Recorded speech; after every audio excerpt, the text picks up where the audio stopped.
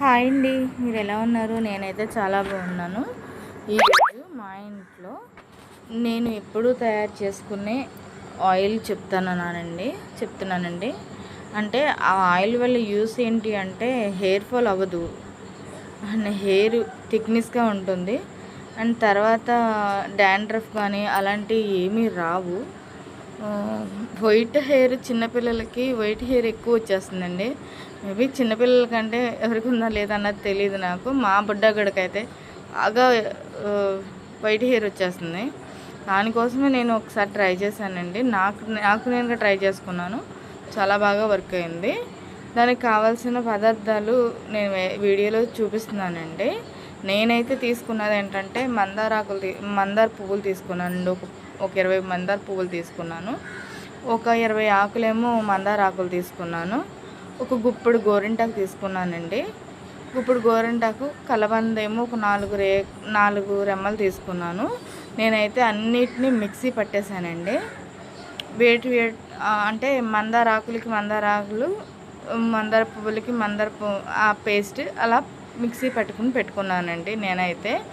కానీ కలబందను అయితే నేను పేస్ట్ చేయలేదు, కట్ చేసి పెట్టాను. ఎందుకు అంటే కలబంద పేస్ట్ చేస్తే నూనె బయటికి చిందుద్దేమో అనుకుని నేను తీయలేదండి. నేనైతే ఇంట్లో సింపుల్గా చేసుకుంటానండి. నేను వీడియో కోసం అని చెప్పేసి నేను ఇలా ఇప్పుడు కట్ చేయాల్సి వచ్చింది. నేనైతే ఇది 2-3 సార్లు వాడానండి. నాకైతే చాలా బాగా వర్క్ అయింది. ఒకసారి మీరు కూడా ట్రై చేయండి. ఇందులో మనకి తేడా వచ్చేది ఏమీ లేదు. నేను మెంతులు కూడా వేసాను. సారీ, అది చెప్పడం మర్చిపోయాను. నేను మెంతులు కూడా 2 స్పూన్లు మెంతులు వాడుకున్నానండి. అది కూడా నేనేంటంటే ఆయిల్ ప్రిపేర్ చేసేటప్పుడు వేసాను. ఒకసారి అది ఆయిల్ తయారీ విధానం చూద్దామండి. ఆయిల్ తయారీ విధానం చూసిన తర్వాత నేనైతే ఒక క్లిప్ మిస్ చేసాను. ఆయిల్ చల్లారిన తర్వాత నేను వడకట్టడం మిస్ చేశానండి. నేను పొయ్యి వెలిగించుకొని ఒక గిన్నె పెట్టుకున్నానండి. గిన్నె పెట్టుకుని ఆయిల్ అయితే నేను పోసుకున్నాను. నేనైతే బయట కొనుక్కున్న ఆయిలే పోస్తున్నానండి. ఇంట్లో ఆడిచ్చిన ఆయిల్ అయితే లేదు. నేను బయట కొనుక్కున్న ఆయిలే పోస్తున్నాను. అంటే ఏ ఆయిల్తో అయినా సరే చేసుకోవచ్చండి. కాబట్టి నేనైతే బయట కొనుక్కున్న ఆయిల్తోనే చేసుకున్నాను. నేనైతే 2-3 సార్లు ప్రిపేర్ చేసుకున్నాను కాబట్టి సింపుల్గా చిన్నగా ట్రై చేసుకున్నానండి. ఇప్పుడైతే మా మేనల్లుడికి నాకు కావాలనుకుని కొంచెం ఎక్కువగా పెట్టాను.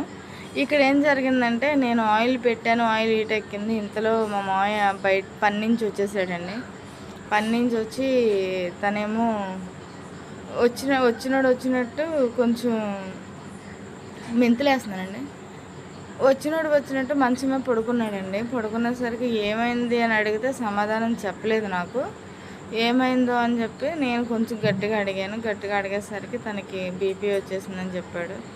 బీపీ వచ్చేసిందని చెప్పేసరికి నేను ఆ టైంలో నేను పని చేసేటప్పుడు బీపీ వచ్చిందని చెప్పాడండి. నేను అసలు దాన్ని హై ఫ్లేమ్లో ఉందా లేకపోతే లో ఫ్లేమ్లో ఉందా అన్నది నేను పట్టించుకోపోయేసరికి ఆయిల్ పొంగిపోయిందండి. సారీ, అది మిస్టేక్ అయిపోయింది.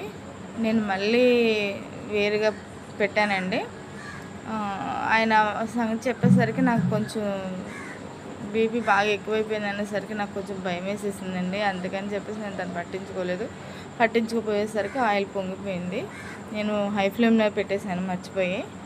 దానివల్ల ఆయిల్ అంతా పొంగిపోయింది. మళ్ళీ అదంతా క్లీన్ చేసుకొని మళ్ళీ ప్రిపేర్ చేస్తున్నానండి. అదంతా నేనైతే ఒక గంట సేపు అయితే కుక్ చేశానండి.